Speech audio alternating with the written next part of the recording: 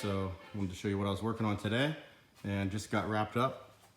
Yep, that's a 13B. This is a FD RX-7, and we have the first GR700 kit for the FD RX-7 with the 13B or 20B. And this version is for the manual backplate. So you can see here the starter, and you can see here where I actually had to machine the transmission case for the starter to fit. This uses an FC starter, not an FD starter, so FC starter. And I have that right over here, so let me grab that. There's an 8.8 kit shipping down to Puerto Rico. And here is our starter. I'm not gonna be able to bolt it in, but you can see how that starter just barely fits in there where I machined out the front plate and main case. So I had to machine both. So it's kind of a pain in the ass for these manual kits, but I'll do them for you guys just because I love these cars. So here we go. Crossmember, full chrome ollie crossmember, Sicky shifter, which puts it right in the center that they custom made for me. So this kit is pretty cool. So there'll be two versions, this manual backplate and then the automatic backplate. The automatic backplate, you don't have to do any machining of the case. It's gonna fit right in with the quicktime bell.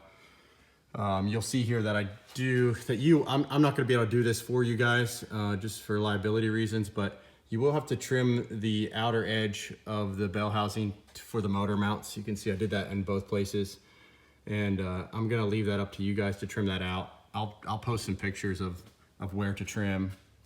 I don't want to do that just because of liability reasons. You know, if I trim that and something happens, then you know I'll be on the hook. But you guys can do that part of it.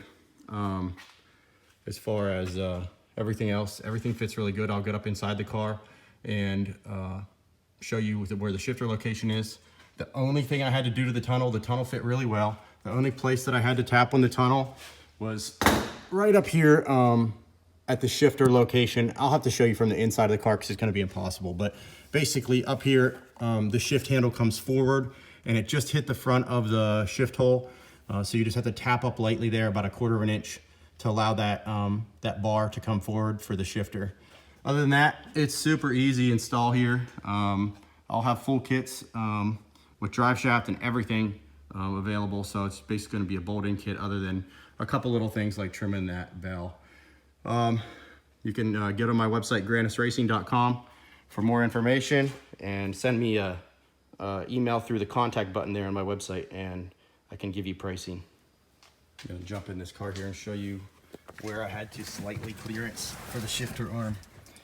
So you can see the design of the shifter, how it has this arm that comes forward to relocate the shift point back, and you can see here's the tunnel where I had to hammer up from underneath. So it's only about, I don't know if you can tell from the video, it's only about maybe 1/4 inch that I had to tap up there, and I had to tap up, you know, probably about 3 inches up this way, so up under the dash even, but you can't see that because it's up under the car. So I just used an 8-pound sledge and just smacked this up about 1/4 inch all the way through.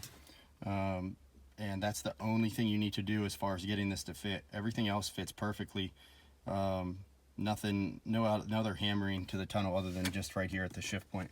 So I'm pretty happy with how that turned out. Can't wait to get this car running again so I can actually take it for a ride. But yeah, and you can see where the shifter sits perfectly right in the center. Shifts smooth.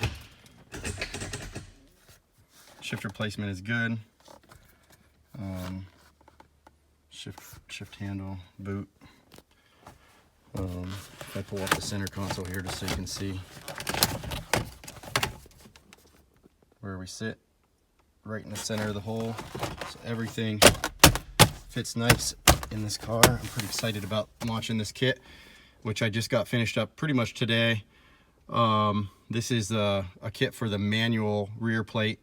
So this car, I had to actually trim Actually, I had to machine the case on the transmission, the front plate and the center case I had to trim to get the starter to fit. I'll post some pictures of that. So for the manual kit, it takes a little more work. Then I have another kit for the automatic, and that automatic does not require any trimming of the transmission case. You just will have to run the automatic starter, of course.